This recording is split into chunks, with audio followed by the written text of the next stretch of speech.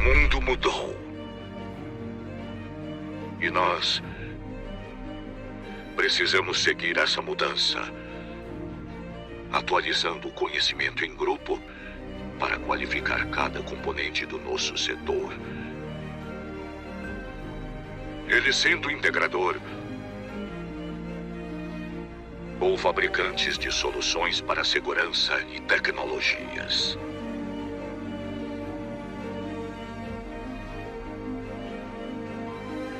Mas não queremos apenas reproduzir ideias.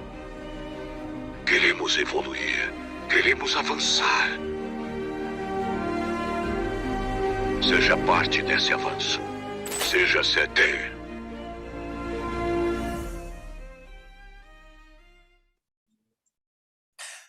Boa tarde! Estamos aqui em mais um episódio 54 do nosso Security Talks. E hoje nós temos um convidado muito especial, que é o Head Security da Colgate-Palmolive, Diego Serpa. E já vou passando aqui o recado para vocês não esquecerem que aqui no canto da nossa tela tem um QR Code para você conhecer mais sobre os serviços da Avantia, tá? E também vou passar a bola agora para nosso querido amigo Mário Tranche da Avantia, que vai poder agora fazer bastante pergunta, que eu tenho certeza que vocês aí do outro lado querem saber muita coisa do nosso querido Diego. Não deixem de mandar pergunta, aproveitar o nosso chat online, que daqui a pouco eu volto e vou estar colocando aqui algumas perguntas ao vivo também. Uma boa tarde, Mário, seja bem-vindo.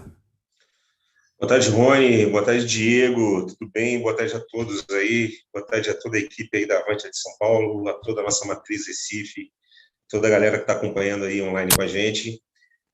Mais uma vez aqui, né, episódio 54 já do Security Talks, e com essa presença aí bacana demais, né, do Diego aí da Colgate-Palmolive. O Diego a gente já se falou no passado, né, Diego? A gente tem aí uma história aí da época que ele estava num outro cliente, há 4 anos atrás, né? Ainda bem que a gente conseguiu aí, a gente trabalhou bacana aí, né? Imagina, o mundo nosso aí de segurança é um mundo muito pequeno, né? E vira e mexe, a gente está se tocando por aí. Diego, seja bem-vindo ao nosso Security Talks. Conta aí um pouquinho de você, me diz aí um pouquinho como é que você está hoje. Pessoal, boa tarde. Obrigado pelo convite, Rony e Mário. É um prazer estar aqui, poder conversar, né, sobre segurança corporativa, operações, gestão. São assuntos que eu gosto muito de tratar, gosto muito de falar. Eu acho que vale a pena falar, porque a gente cresce, né, aprendendo uns com os outros, aí da experiência alheia. E, poxa, eu estou na Colgate-Palmolive, estou aqui desde novembro do ano passado, quando assumi e aceitei o desafio de ser o head da área de security aqui. Mas eu tive também a sorte, né, e a oportunidade de passar por outras grandes empresas, né, de onde eu venho colecionando algumas experiências, inclusive de outros colegas. Então, eu passei pela PepsiCo do Brasil, passei pela Coca-Cola FEMSA, lá pela Beneficência Portuguesa, onde eu conheci o Mário, né, Mário, onde a gente se conheceu lá o meu gestor era o Adriano Mizuguchi, que era o contato inicial aí, né, o ponto focal de vocês, com que eu aprendi muita coisa, né, sobre a Avantia e sobre tecnologia. Exato. Trabalhei na Pinkerton com investigações e consultoria, trabalhei em uma das empresas do grupo GPS, com o Clube da Segurança, onde eu lidei muito com a parte de proteção executiva, que acho que é a pauta, né, o tema que a gente vai falar hoje. Aprendi muito lá, tive a oportunidade de testar, experimentar várias coisas lá. E trabalhei no Porto de Santos, trabalhei em escola de formação de vigilante. Poxa, acho que eu sou um cara bem sortudo, assim, de ter tido a oportunidade de passar por tantos locais bacanas, assim, de diversas áreas de atuação, especialidades, e poder tratar disso com as pessoas especialistas, né, no core business da empresa. Então, trazer isso para a área da segurança, acho que é muito virtuoso, né? Foi muito legal. Então, é isso. Obrigado mais uma vez pelo convite. É uma oportunidade muito bacana estar aqui, poder conversar com vocês, assim como eu falei. Vamos lá, vamos para a conversa. Diegão, proteção executiva, cara, você sabe que é um negócio que eu gosto, né? Gosto de ouvir, gosto de aprender, que eu vou precisar um dia, né, cara? Quem sabe? Então, assim,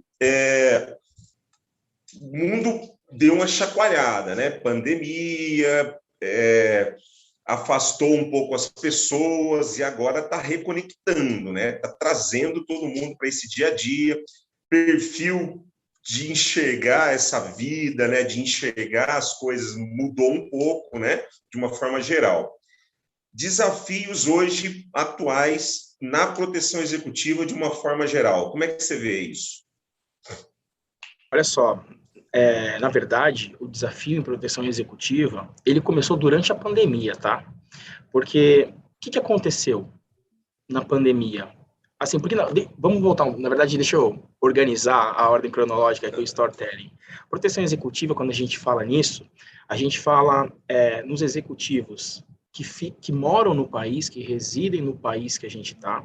A gente fala nos executivos que vêm em viagem para cá e a gente tem que cuidar deles durante o processo, os tempos de trabalho que eles estão aqui, seja para reuniões, seja para conversa com clientes, seja para um grande evento.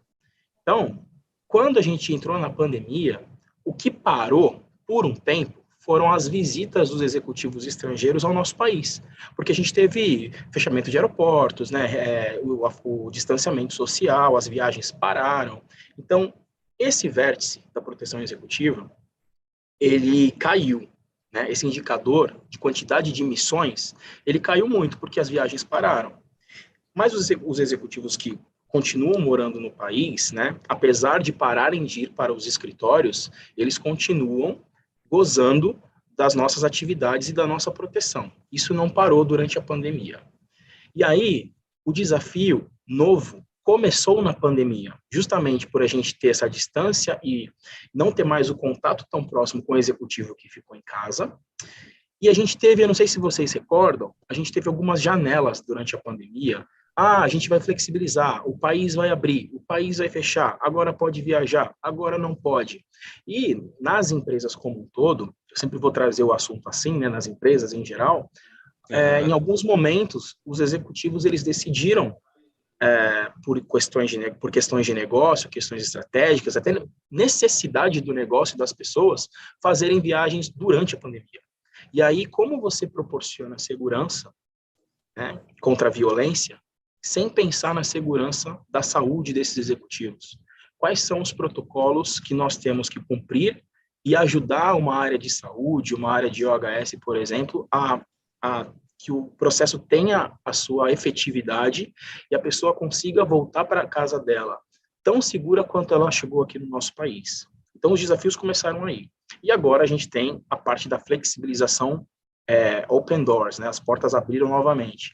Então, a necessidade, a vontade, a angústia das empresas em retomar essas visitas, para retomar a corrida no mercado, ela é muito grande. Então, começam novamente para todas as empresas as visitas internacionais.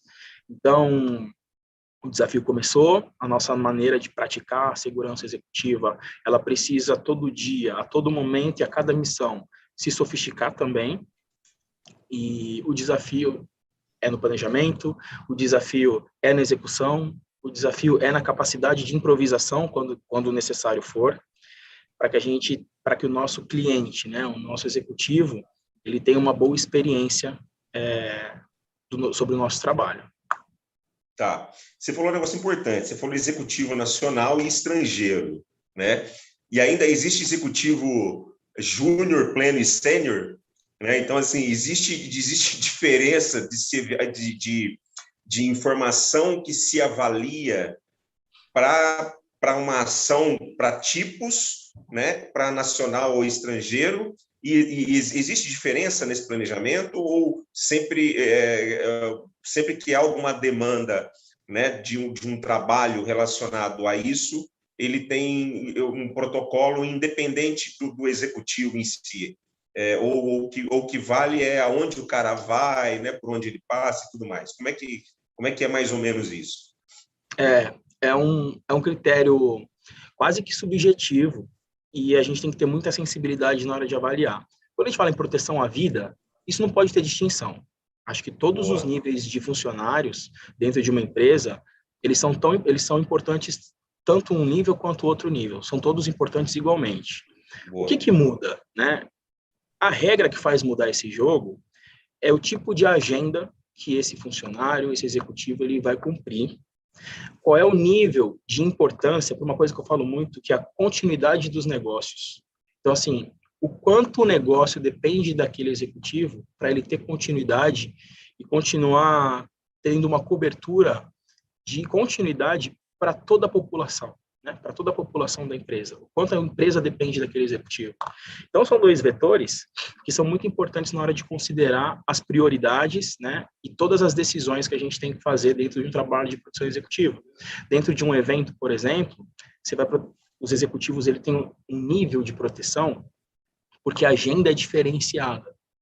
Mas todas as pessoas que estão naquele evento necessitam ter o mesmo tipo de proteção na vida, o mesmo cuidado, o mesmo atendimento, a mesma cautela, mas o executivo ele tem uma agenda diferente dentro daquele ambiente. Então, o acesso dele para que ele consiga cumprir aquela agenda, né, precisa ser assistido pela segurança. A condução para esse caminho precisa ser assistido pela segurança. O tracking, os horários, nada pode falhar para que ele cumpra aquela agenda e atenda aquele público que o espera.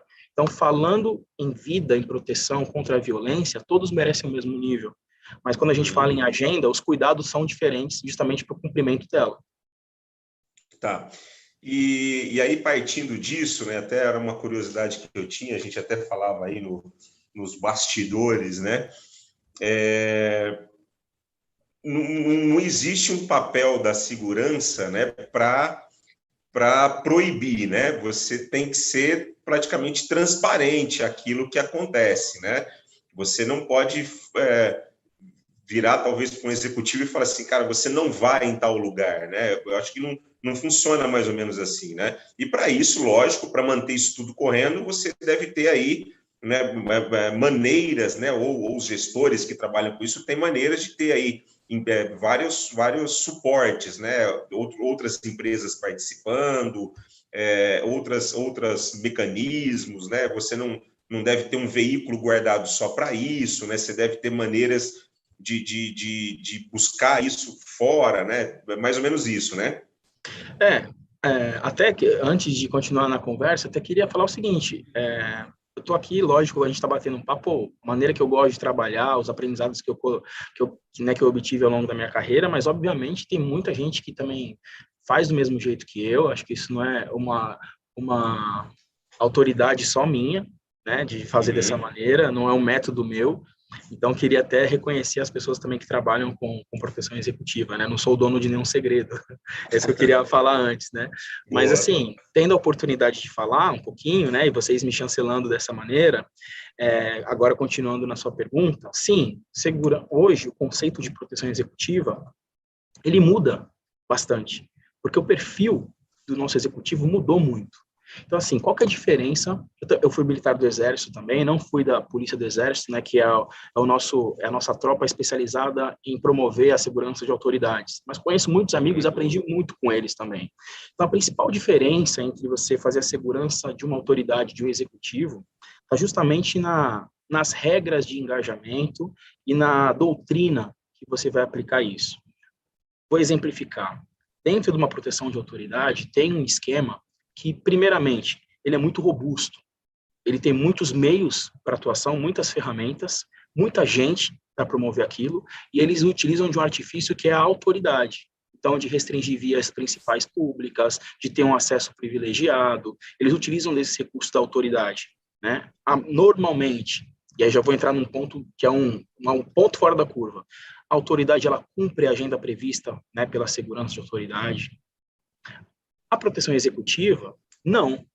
O executivo, ele precisa, assim como um artista, ele precisa estar no meio dos seus funcionários, ele precisa estar no meio dos seus clientes, dos eventos. A gente tem executivos hoje de startups de 40 anos de idade que precisam fazer relacionamento e networking em uma casa de show, num bar, num restaurante, e aí como que a gente vai restringir isso? Isso faz parte do negócio. A pessoa é executiva, ela trabalha, ela vira executivo para viver, né? E ela não vive para ser executivo. Então, ela precisa viver, ela precisa da continuidade no que ela acha importante. E aí, o trabalho de quem faz proteção executiva não é dizer não, é encontrar a melhor maneira de alguma coisa conseguir ser executada com segurança. A gente procura os meios para isso. Obviamente, algo muito crítico, a gente tem que se posicionar e colocar condições para fazer. Eu quero ir em algum lugar, a gente avalia que é muito crítico, eu vou encontrar uma maneira, mas me ajuda. Ao invés da gente sair de lá na hora do final, vamos sair um pouquinho antes. Ao invés de ir de metrô, vamos num carro blindado. Ao invés de a gente entrar pela porta principal, vamos entrar por uma outra porta. Posso ter uma estação de carro, de repente, esperando por um resgate? Então, a gente promove condições para que a agenda seja cumprida e que a gente consiga promover ali para o executivo uma segurança. O ponto fora da curva que eu trouxe é justamente o presidente do Brasil, né? Presidente do Brasil, e aqui eu não quero trazer nenhum viés político, eu estou querendo trazer a parte técnica da segurança, ele é um cara que sai totalmente do planejamento. Então, tem alguns colegas do GSI que dizem que hoje o sistema de segurança, o profissional, né, o SegOut ali, ele é um pouco parecido com o cara do meio executivo, sabe? A gente tem que entender sobre segurança, mas até coloquei um negócio lá no meu Instagram, segurança versus polimatia, né? Que é você poder enxergar, você ter várias habilidades, você poder cumprir várias atividades simultaneamente e ter uma visão spread, né, de tudo assim que acontece, uma visão mais wide das coisas.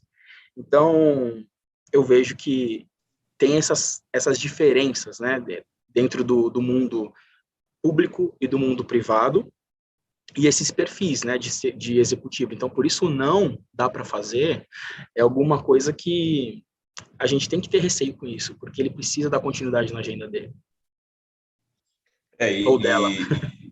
Existem diferenças, né, cara? Porque, às vezes, no mundo executivo, dependendo, né, desse executivo, né, ele não é nem importante que ele realmente seja conhecido, né, existem situações assim, né, e por outro lado, como você citou, existem executivos hoje que vivem disso, né, vivem dessa aproximação ou divulgação de imagem, né, ou divulgação de estar em determinado local e vivendo determinada situação, né, e aí, realmente, talvez trabalhar diferente essas situações aí é que seja aí um desafio atual muito grande, né, para quem cuida disso, né? Assim como se vai para um estádio, né, ou vai para um evento fechado, né, tem diferença, né? Tem diferença, e assim, quanto mais a segurança, em algumas condições, a segurança executiva, ela for low profile, né, assim, por baixo perfil, não aparecer que é um segurança, tiver mais misturado ali no contexto, mais o executivo se sente à vontade, menos a gente chama a atenção de uma pessoa, poxa, por que tem tanto segurança ali? Quem é aquela pessoa tão especial? Diferente no mundo público, né, onde os seguranças de autoridade são executivos ostensivos, são seguranças ostensivos, né, onde a gente, realmente a intenção é afastar, é dar espaço, né, ganhar fôlego para um tempo de reação e as regras de engajamento que são definidas para cada missão. E uma coisa que é interessante, a gente até debateu isso aqui em outros Security Talks, mas acho que não com tanta clareza assim. Eu acho que as empresas multinacionais, elas devem ter desenhos, né, para esse tipo de situação, né, e, logicamente, você deve trocar essas experiências ou receber informações para trabalhar isso, né, para trabalhar, para o gestor de segurança cuidar daquela situação em si, né? E aí, para isso, deve haver um roteiro prévio, né? Deve ser uma coisa bem, tipo assim, chequei 30 vezes, né, para saber o que vai, olhei roteiros, vai num determinado local, todas as rotas de saída, né, por onde que sai, porque a gente está falando de uma questão de segurança física, mas pode acontecer qualquer coisa, né? Pode ter um incêndio, pode ter um terremoto, pode ter em outros lugares do mundo, pode ter um vendaval, pode ter um temporal, pode ter qualquer coisa, né, cara? Eu acho que tem que prever tudo isso, além das coisas pequenas também, né, que pode acontecer com essa pessoa. O trabalho de produção executiva, de uma missão executiva, né, ele demanda muito planejamento. Se você não planejou, você não consegue ir para campo, porque no campo, né, quando a gente está com as botas no campo ali, né, para executar a tarefa, ainda que mais planejado que a gente esteja dentro das tarefas, fatalmente vai aparecer algum momento que a gente vai ter que improvisar. Isso em qualquer missão. Só que só vai improvisar e tomar a decisão correta, só vai improvisar bem quem estudou e planejou muito bem. Então, assim, o estudo, o planejamento bem feito, ele te dá uma capacidade de improviso e tomada de decisão sensacional. Não tem, por exemplo, as missões que eu planejo, é que você falou, e não é uma maneira de falar, é literalmente, você vê e revê o plano, pelo menos umas 15 vezes, desde o momento que você pega a demanda na mão, cria a primeira atividade, cria o primeiro planejamento, tira a dúvida, volta, renova o planejamento, faz o primeiro reconhecimento em cada local, traz para o planejamento, só isso já foram 3 vezes, né? Ou até mais. Então, a gente aí tem o briefing e volta, e faz mais um reconhecimento, volta, aí muda a agenda, você olha tudo de novo. Então, você olha tantas vezes aquilo, que chega na hora do campo, você está com um guia na mão, está com algum controle seu, você dá uma olhadinha para conferir, e se tem uma necessidade nova, você tem uma capacidade muito rápida de tomada de decisão e de improviso, por mais complexa que ela seja, porque já olhou tantas vezes, já recalculou tantos cenários, que em cada local você sabe as possibilidades que podem acontecer, e você consegue manobrar de acordo com o que você percebe na hora. Poxa, aquilo ali eu não planejei ali, então o que eu planejei de recálculo é o B, não é o A. Então isso ajuda muito, né? Saber os meios que você tem. O cenário em cada país, a gente precisa entender mesmo como está a violência, como é o clima, como esses eventos climáticos, né, que você falou, e tudo mais. Por isso que é importante, é muito importante, não digo que seja uma regra, até em respeito a quem faz diferente, mas é muito importante que quem comande uma operação executiva seja a segurança local, por conhecer a geografia, conhecer o clima, conhecer os índices de violência, conhecer todo o terreno. Obviamente, quando isso não dá para acontecer, né, é mandatório que a equipe viaje, é importante ter um consultor daquele país, daquele estado no local, para te dar essa visão que para você é cega, enquanto você não chega lá no terreno. Você vê por computador, você vê pelo Google Earth, você vê por foto, né, você vê por vídeo, mas você não está lá. Então, é importante você contar com uma consultoria para te guiar, enquanto, né, ser seus olhos ali, seus passos, ser seu avançado, para te guiar nessa missão. Então, é um estudo que eu falo que é complexo, né? É uma ciência, porque o tempo inteiro a gente tem que fazer experimentos para tomada de decisão. Então, Diego, que tipo de experimento?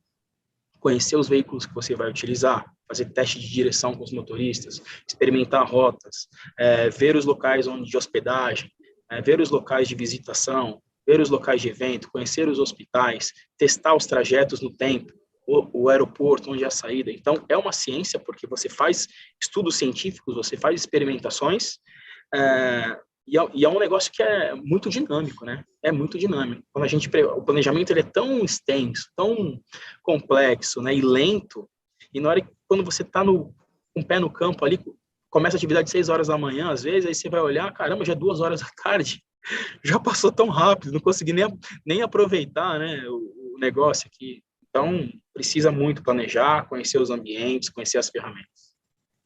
Porque até assim eu conheço, eu gosto de tocar violão, eu não sou músico, né? Mas eu gosto de tocar violão. Mas conversando com músicos profissionais, né, que iniciaram nessa carreira com 5 anos de idade, né, com 10 anos de idade, eles falam, né, que até para improvisar você precisa ter técnica, né? Eles falam muito isso. Às vezes você vê algum músico na TV, né, o cara improvisando ali, coisa e tal, você fala assim, pô, esse cara é bom. Não, esse cara até para improvisar, esse cara tem técnica.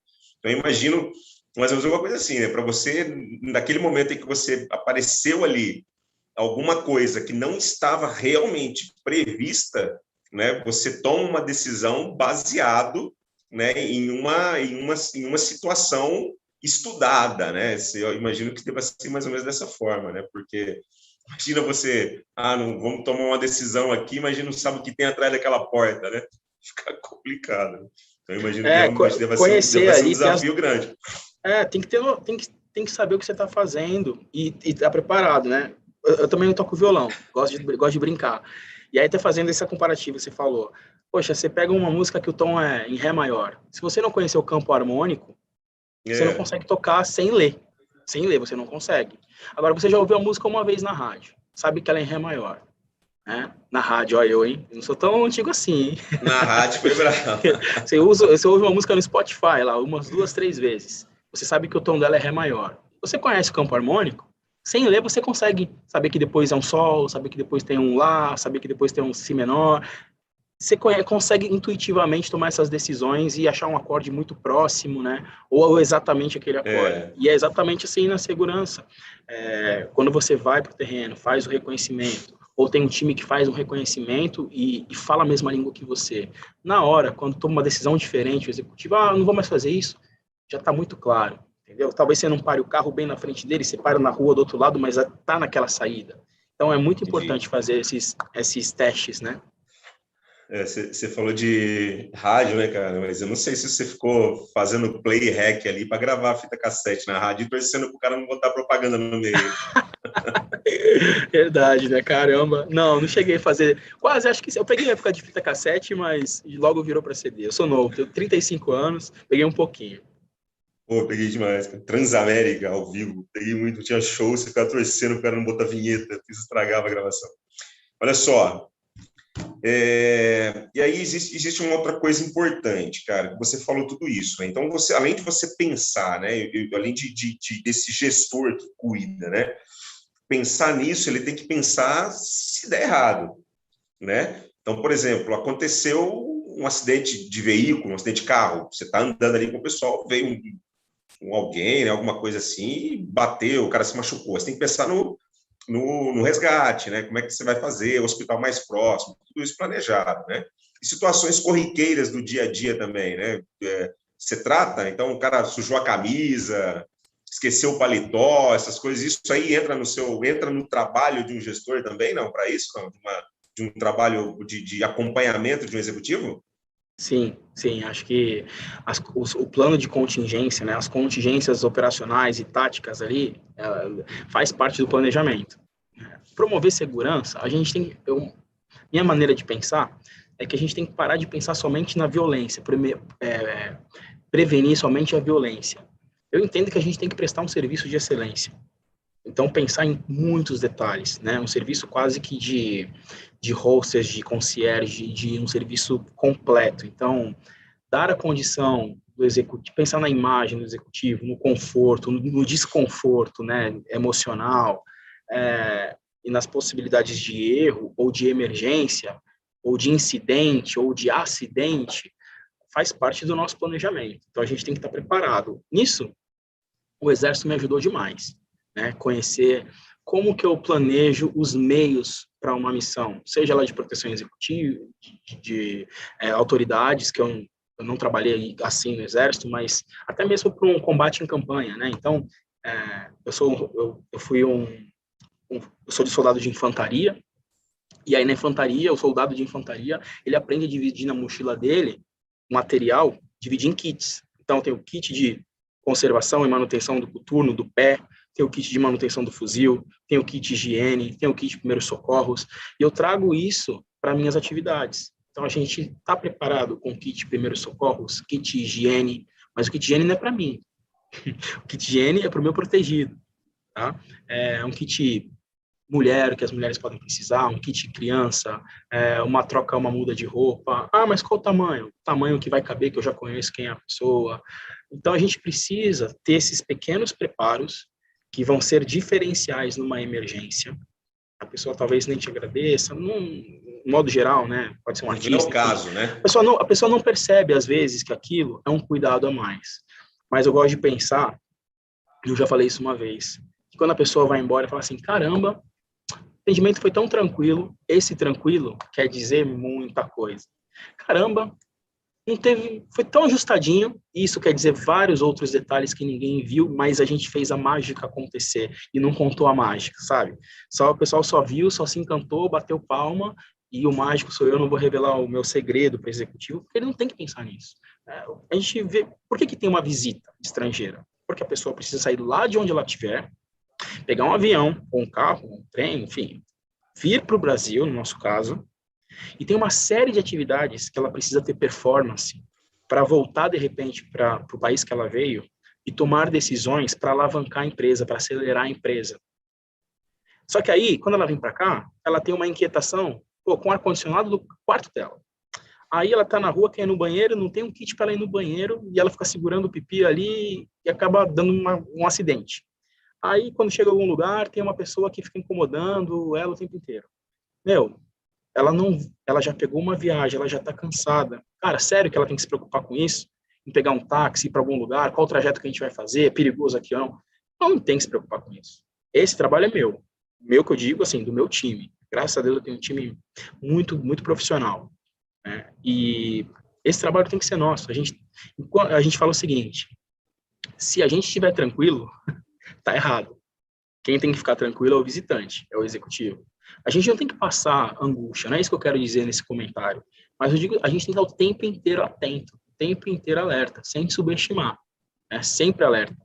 Então é isso que eu falo, quando a gente está respirando bem, né, sem aquele friozinho na barriga, está confortável demais, opa, tem coisa errada, tem coisa errada. É hora de tomar de novo a disciplina, né, tomar a postura e deixar de relaxar a posição. Tá. Uma coisa que a gente acompanha pelo mundo afora diferentes reações para cada tipo de situação. Então, tem lugar no mundo, o cara rouba um negócio, corta a mão, corta o dedo, né? O outro, a moça lá entrou com droga, tem lá uma condenação. A gente sabe essa maneira de reagir, né, a situações de perigo, alguma coisa, variam, né, no mundo afora. Eu imagino que deva haver regras para isso, né, para trabalhar isso, né, se corre, se fica, né, como é que funciona isso? Essa disciplina... Isso é uma preocupação grande, né?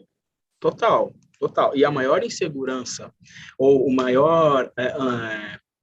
maior dúvida, né, a maior angústia que um executivo pode ter é como uma situação de crise vai ser resolvida se isso acontecer.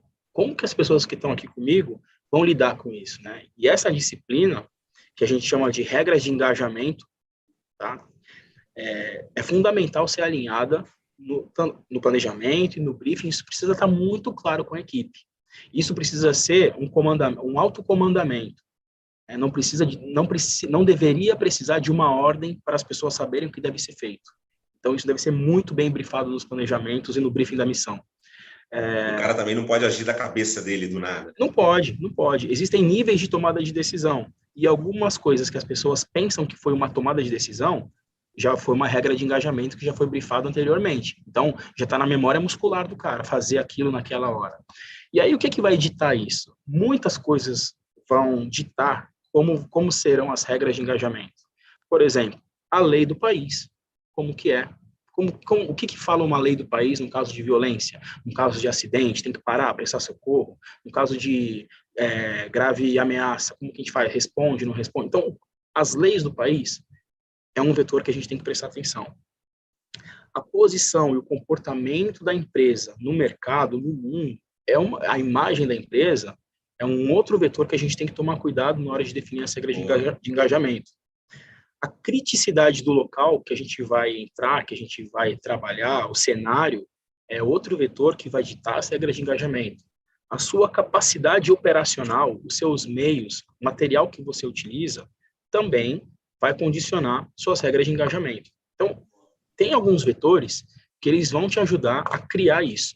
E aí, antes de você falar, na hora a gente faz tal coisa, no planejamento, a gente já tenta estabelecer todos esses materiais, todas essas condições. A gente já coloca tudo em linha e no briefing, na oratória que a gente faz para a equipe, a gente tem que deixar tudo isso muito bem esclarecido, para justamente, na hora que acontece, já ter um autocomandamento, que não seja necessário ligar para o líder da missão e falar, cara, o que eu faço agora? Então, a gente já deixa algumas coisas muito claras, para que todo mundo saiba o que fazer.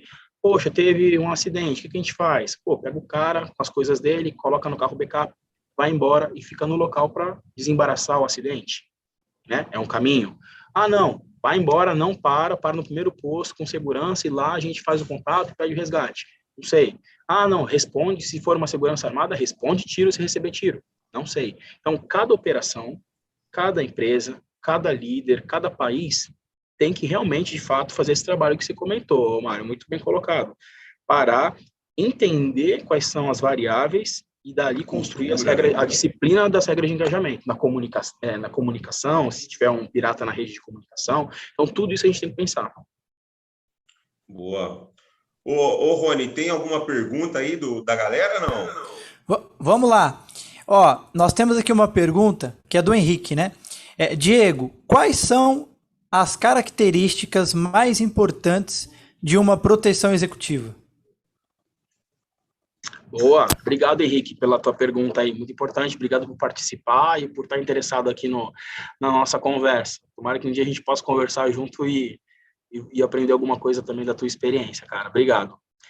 Bom, quais são as coisas mais importantes de uma equipe de proteção executiva? Primeiro, a pessoa tem que ter um espírito de servir, ela tem que entender que ela está ali para servir e dar a condição da continuidade dos trabalhos.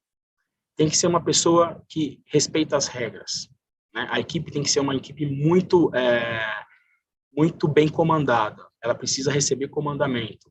Discrição é uma característica, é uma habilidade que se treina também. E eu acredito que discrição também seja muito importante, porque uma coisa que eu percebo, né, em todo lugar que eu passo, que eu converso, que eu ajudo a montar uma equipe de produção executiva, que eu trabalho, uma das aflições também dos executivos é aquele segurança que fica assim, ó, sabe?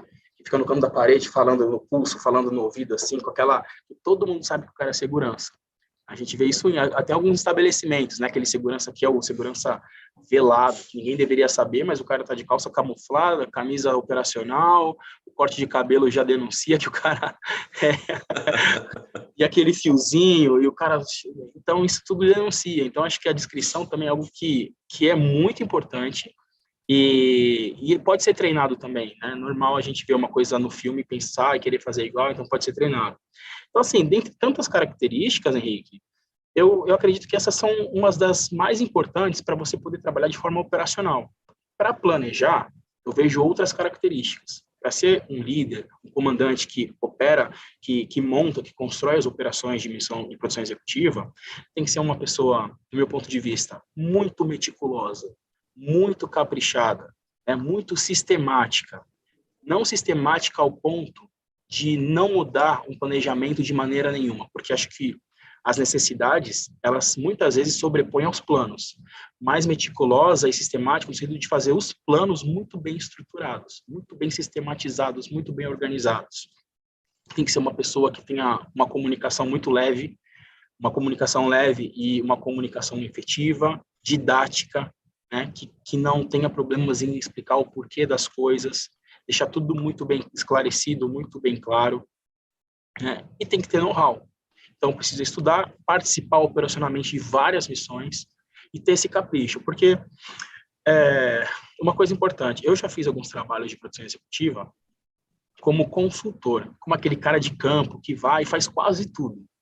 Eu vou falar para você, eu gostava muito, cara, de fazer isso. Então, eu sabia que outras pessoas que trabalhavam também, ia lá, recebia a cartinha da missão e já começava. Cara, eu moro na Baixada Santista, então a missão era em São Paulo, eu reservava um hotel em São Paulo, eu ia até o local fazer o reconhecimento, conversava com a equipe de segurança local para saber onde que o carro poderia ficar parado mais tempo, de tentar fazer amizade, porque normalmente o pessoal fica mandando sair. Eu mandava mensagem para o VIP antes de sair do hotel, falava, olha, bom dia, estou aqui, mas fique à vontade para descer a hora que você quiser. Hoje o dia está frio em São Paulo, recomendo trazer um casaco. Tinha uma aguinha no carro, né? Então, assim, isso é um capricho, é um detalhe que é essencial. Então, nessa oportunidade, quando eu trabalhava, as pessoas, quando vinham para o Brasil, falavam, poxa, eu quero Serpa. Eu quero Serpa. Então, assim, para mim, isso era uma coisa muito legal, eu tinha essa... Poxa, me enchia de orgulho, né? E, ao mesmo tempo, me enchia um pouquinho mais de dinheiro. Eu não posso deixar de falar nisso, né? A escolha... Cuidar mesmo, né? É cuidar da pessoa mesmo, né? Não é... A gente tem um conceito aqui na Colgate que a gente fala que é o caring, né? Que é o cuidado. É o proteger com cuidado, né? Quase que com um sentimento afetivo, né? Um sentimento, uma proteção até de mãe, né? Então, isso é muito legal. Você pensar assim, ó, essa pessoa que eu vou proteger poderia ser a minha mãe, poderia ser a minha irmã, o meu irmão, meu filho, minha filha, o meu pai.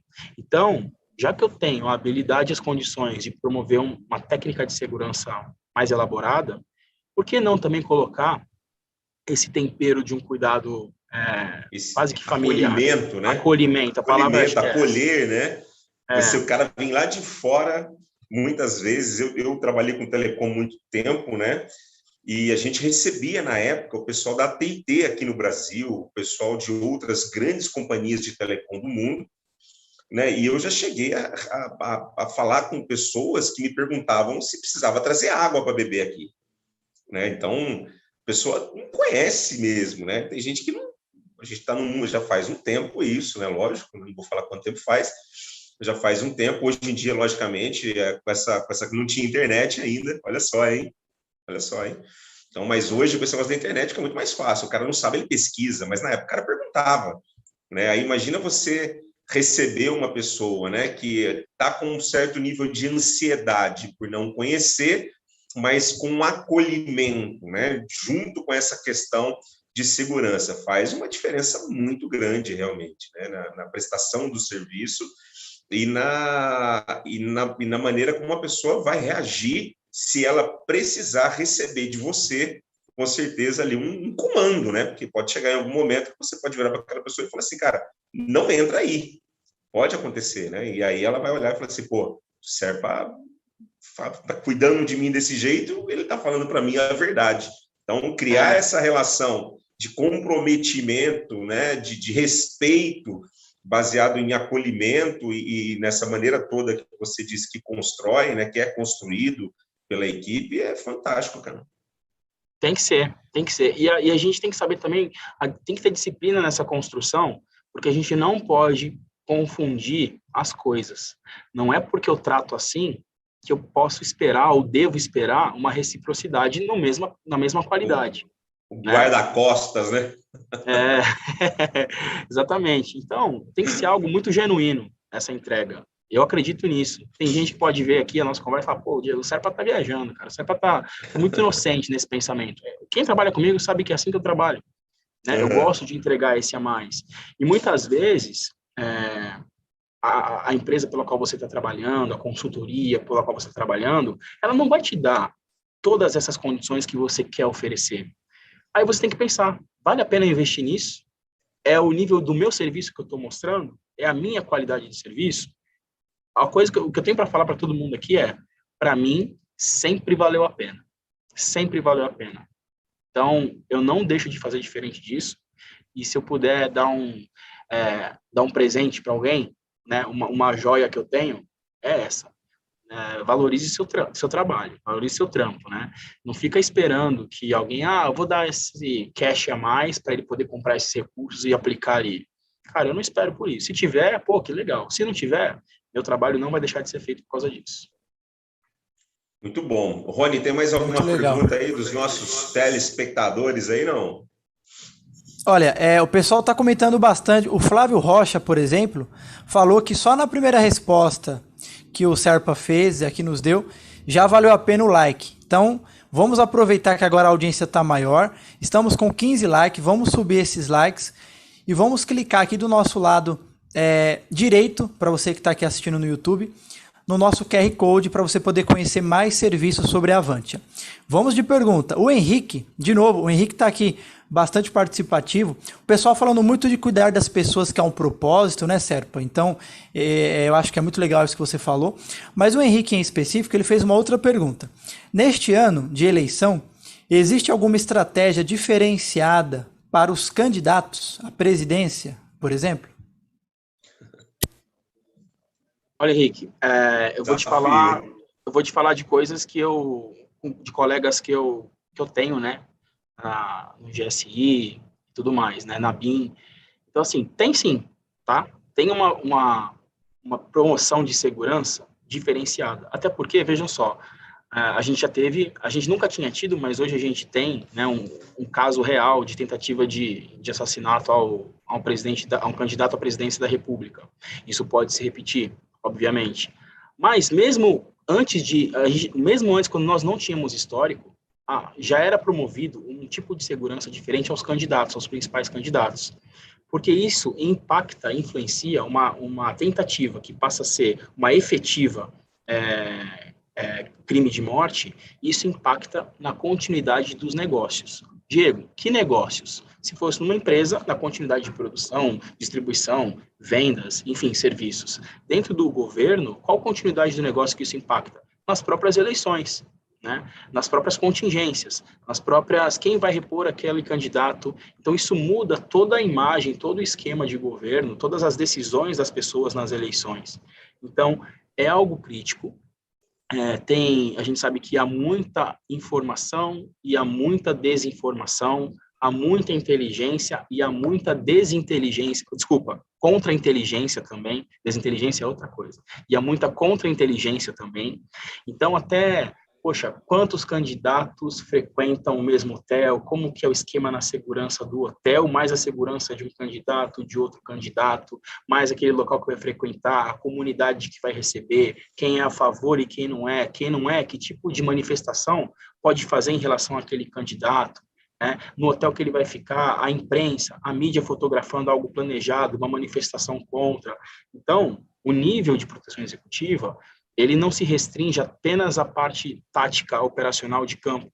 Também tem a parte de imagem, também tem a parte de varreduras, escuta. Obviamente, tudo dependendo da ocasião, do que a gente está tratando. Empresas também trabalham assim em alguns momentos. Imagina, de repente, aí 2 multinacionais grandes que estão tratando de uma possível fusão. Será que no quarto, na sala do hotel, onde vão fazer reuniões, não precisa de uma varredura?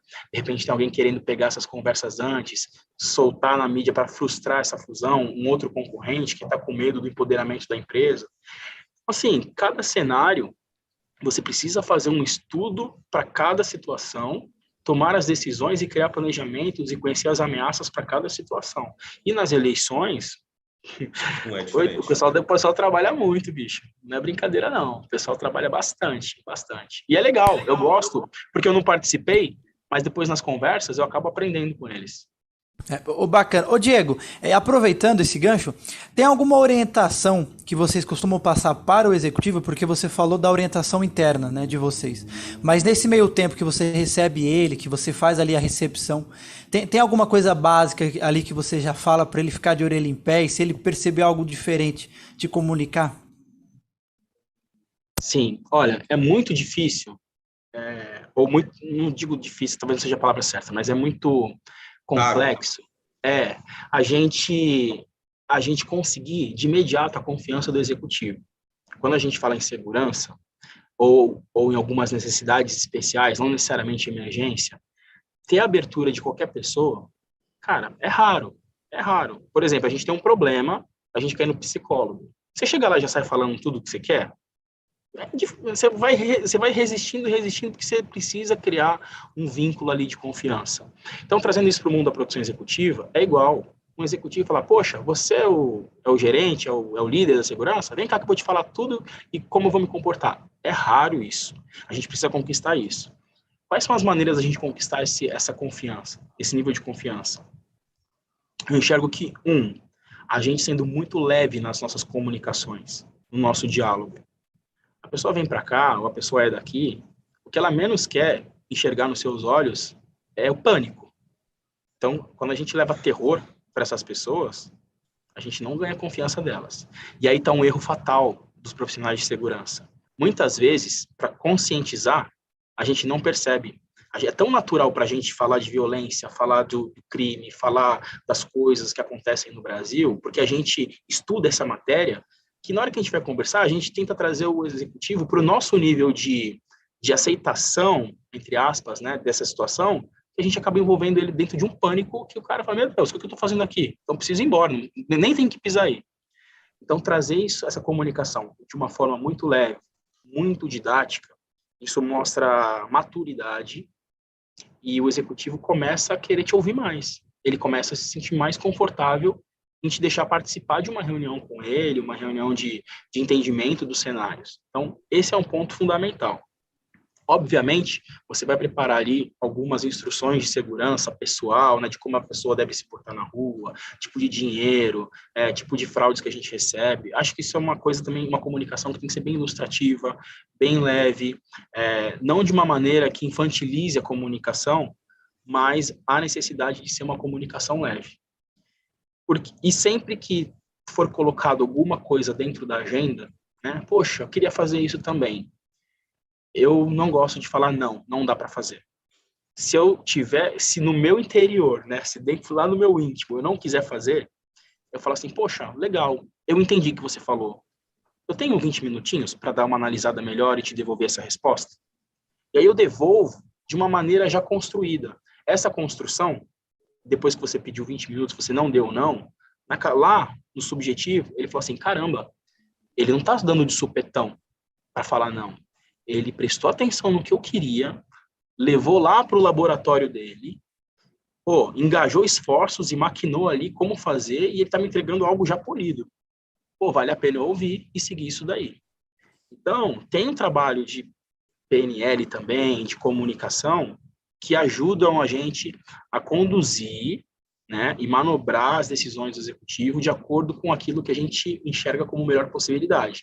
E fazendo dessa maneira, quando a gente fala não, que eu sempre falo, não tem que estar lá no pedestal, é aceito. O pessoal aceita. Fala, cara, se o cara falou não, é porque não dá. Porque tudo que eu peço ele consegue, ele vai atrás, ele pensa, ele traz uma solução, ele é na hora de comunicar, ele é muito efetivo. Então, para esse cara tá falando não, cara, é melhor a gente aceitar isso. Muito bacana. Nós temos mais uma pergunta aqui, ô Mário. Dá tempo ainda? Temos 10 minutos. Vai. Vamos lá. Recebemos aqui mais uma pergunta, agora do Alexandre, né? Porque o Henrique tá fazendo bastante aqui, mas vamos dar a oportunidade para o Alexandre. O que sempre me intrigou, o ponto mais tenso do serviço, tirando o conflito, é quando o executivo não está aos olhos da segurança. Exemplo, quando não entra em uma sala, banheiro, etc. Achei bem interessante o que ele falou. E o Henrique, novamente aqui, ele fez uma outra pergunta. Aliás, o Arthur, perdão. Você tocou bastante no tópico da descrição e como podemos ver como podemos ver ou estão modulando, né, de termo modulando um rádio em um canto ou todos táticos. Como você recomenda a postura, roupa e a descrição? Tá, vamos lá então, pessoal. Obrigado de novo aí, tá, pelas perguntas. Tô adorando. Vou responder de trás para frente, que a última tá mais fresca na minha cabeça. Depois você me ajuda, Rony, com a outra pergunta de novo, por favor. Claro. A gente falava muito lá no quartel em kit contato. O que é o kit contato? É uma roupa paisana que a gente vai utilizar para se misturar no meio. Então, que roupa que eu recomendo, né, de utilizar? Depende do meio onde você vai, né? Se você vai lá num rodeio, o seu kit contato é uma camisa como a minha aqui, é uma camisa xadrez, uma calça jeans. Se você está num shopping, onde é esse shopping? É na praia? É no interior? Como as pessoas se vestem lá? Então, se misturar é de fato entender o ambiente. Por mais que não seja uma roupa do seu dia a dia, cara, você vai ter que entrar na dança. Vai ter que entrar na dança para você, de fato, estar ali discreto. Se essa for a proposta, né? Segurança de low profile, segurança discreto, essa é a proposta. Então, espero que eu tenha respondido. E qual que foi a outra mesmo, Rony? A outra, o Alexandre comenta o seguinte, que quando o executivo não está aos olhos da segurança, como, por exemplo, quando entra numa sala, banheiro, etc. Tá bom. Duas coisas. Primeiro, tem uma maneira da gente não passar por isso, que é justamente fazendo reconhecimento antes de locais que ele pode ir. Então, se ele fala que vai num restaurante, e eu sei que não é confortável para ele que eu entre com ele junto no restaurante, porque vai ter uma conversa lá privada, eu vou antes no restaurante. Eu conheço os banheiros, eu converso com o maître, eu converso com o gerente do restaurante, eu descubro qual vai ser a mesa. Se não tem uma mesa, eu tento pedir uma mesa, eu tento direcionar. Na hora que ele chegar, ainda dá para colocar naquela mesa ali que eu consigo ver de longe. Então, eu posso fazer isso. Poxa, Diego, mas e se o cara vai num lugar que não estava planejado, que nem você falou, e a gente não pode falar não? Tenta pensar com a cabeça da atividade, né? Mais uma coisa dá para a gente fazer. Por exemplo, o presidente, né? Ele tem que sair de ponto A e do ponto B. Só que entre o A e o B, ele quer parar para comer um pastel. Hoje, a inteligência já não vai reconhecer mais o ponto A e o ponto B. Eles vão mapear todos os carrinhos de pastel e caldo de cana para saber porque ali ele pode parar. Então, a gente tem que conhecer o nosso assegurado e fazer esse trabalho. Poxa, legal, nesse ambiente aqui, poxa, aquilo ali é uma loja que faz parte do nosso negócio. Se ele quiser até lá, vou lá ver. E aí, por fim, se realmente não tiver jeito, foi um local muito inusitado que a gente não que a gente não planejou, esse lido de confiança que a gente comentou agora há pouco é muito importante para que ele se sinta confortável em ligar para você, em fazer um sinal para você, em pedir para alguém te chamar quando ele entrar no ambiente e estiver sem você. Então, assim, ó, fazer um sinal de onde você vai ficar, deixa posicionado, ó, qualquer coisa eu tô aqui. Então, ele tem que sentir a vontade para te ligar, para te mandar um sinal e você ficar atento, né? Que nem, a gente não pode baixar, ele entrou lá, vai ficar lá durante 2 horas, eu posso ficar tranquilo. É o tempo inteiro com friozinho na barriga. Né? São as maneiras que a gente tem hoje para entender. Né? Ô, Diegão, pergunta que me interessa, cara. Tecnologia, hoje, tudo que tem está pronto, falta coisa, atende, não atende? Como é que está isso para essa atividade? Como é que você vê isso, de uma forma geral? Legal, legal. Bom, tecnologia é aliada de todo mundo, né? A gente não pode... É difícil hoje viver na idade da pedra, ia ser um pouquinho difícil nos dias atuais, né? Então, assim, tecnologia, operações, se a gente for falar em tecnologia, emprego de tecnologia nas nossas operações, obviamente sempre tem que ter mais alguma coisa, mas a gente está bem assistido em questão de rastreadores, em questão de equipamentos, em questão de comunicação, né? A gente tem bons equipamentos que nos atendem, né? A gente, que eu digo, o universo de produção executiva. Uhum. Mas eu sinto falta de uma coisinha que cada gestor, cada líder, eu acho que trabalha do seu jeito. Mas eu sinto necessidade, por exemplo, de uma aplicação de comandamento. Por exemplo, eu faço meus planos, eu tenho a minha maneira de conduzir isso em campo, por exemplo, quando eu vou para campo, né? Então, eu tenho minhas planilhas, eu imprimo, tenho outros recursos eletrônicos que eu consigo ter acesso às minhas planilhas, saber o step 1, step 2, step 3, eu consigo isso. Mas eu não conheço, né, uma plataforma que, inclusive, me comande, eu planejo ela para me comandar. Isso é sensacional, porque por mais que eu leio ali meu plano 10, 15 vezes, no campo você dá uma olhadinha, você dá uma colada, entendeu? Você vai dar um miguezão, você dá uma colada para ver qual é o próximo passo. E aí você tem que procurar, abrir, fechar, ou você tem um esquema ali, mas de repente algo que, cante ali no seu relógio, o próximo passo, se você está na hora, se não está. É uma coisa que, para isso, pode ter algumas coisas improvisadas, né, recalchutadas, mas assim, especificamente para produção executiva, cara, é um negócio que eu sinto falta, viu? Não sei se mais alguém sente falta disso aí, o pessoal que está assistindo, mas ia ser muito 10, ia ser muito legal. Tá, uma ferramenta que você pudesse imputar ali aquele plano todo que você montou, né? E ele pudesse vir trabalhando junto com você, né? Tá na hora, tá dando aquele momento tal. Tudo bem que você fica acompanhando ali, você tem agenda, Sim. etc e tal, mas uma ferramenta que te ajude a fazer isso, um aplicativo, alguma coisa, você ainda não viu, então. Cara, eu não vi. Para uma central de comandamento, né? Acompanhar, clicar se foi o momento de decisão, 1, 2 ou 3. Você clica no 3, aí abre as ramificações para o 3, e a pessoa de campo consegue acompanhar em real time. Putz, cara, ia ser inovador, bicho. Eu acho que ia ser muito disruptivo, inovador, e ajudar muito a galera de campo, né? Poxa, imagina, a comunicação não precisa sair de um cara só para todo mundo, o outro tá longe. Não, todo mundo consegue estar conectado. Esse é algo experimental, digital e bem, bem legal. Ó, até rimou. Então.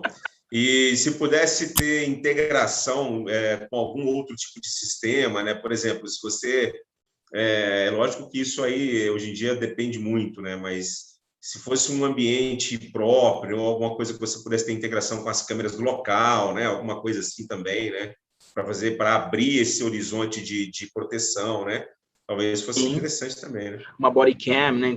Integrar com uma body cam, um streaming para você poder ver em tempo real, ou câmeras das viaturas, né? Acionar um alarme dentro da própria viatura. Aí, cara, as possibilidades, acho que são, a partir de um negócio desse, são infinitas, meu. Infinitas e transformadoras.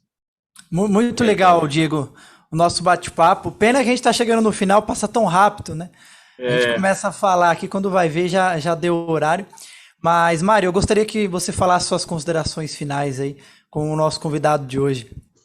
Pô, eu tenho um monte de pergunta ainda, cara.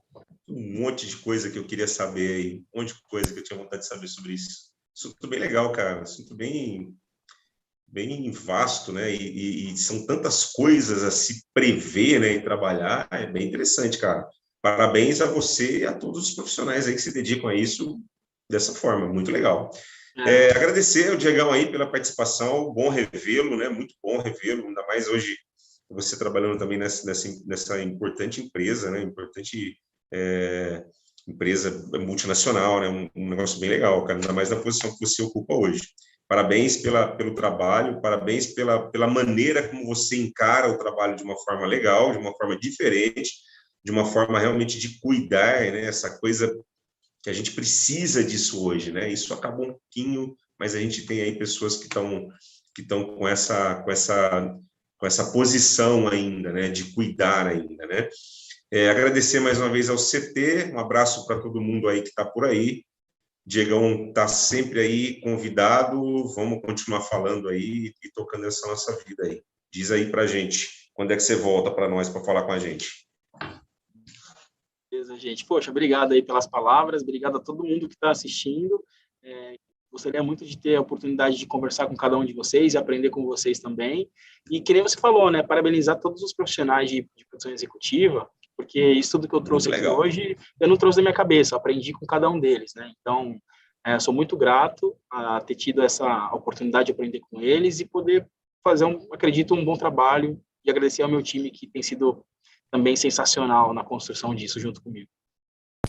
Valeu, obrigado Mário, obrigado Diego, parabéns pelo seu trabalho. Esse foi o nosso episódio 54, nos vemos na próxima semana, quarta-feira às 17 horas.